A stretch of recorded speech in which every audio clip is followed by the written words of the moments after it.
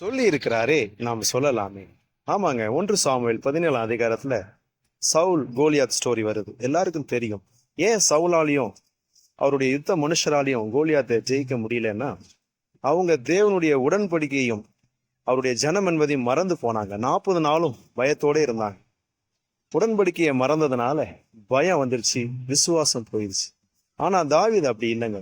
தான் தேவனுடைய ஜனம் என்பதை மறக்காம எப்போதும் நினைவு கூர்ந்த ஒரு மனுஷன். பெலிஸ்தன் கிட்டயும் சொல்றாரு, தன்னை விசாரிச்ச வந்த மனுஷங்க கிட்டயும் சொல்றாரு. அன்னைக்கே கர்த்தர் கோலியாத்தின் மேல ஒரு பெரிய ஜெயத்தை தாவீது கொடுத்தாரு.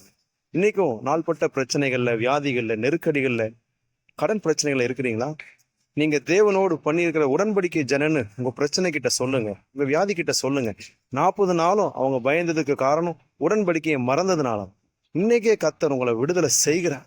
நான் தேவனுடைய உடன்படிக்கையின் ஜனம் என்று சொல்லி இருக்கிறாரே, நாம் சொல்லலாமே.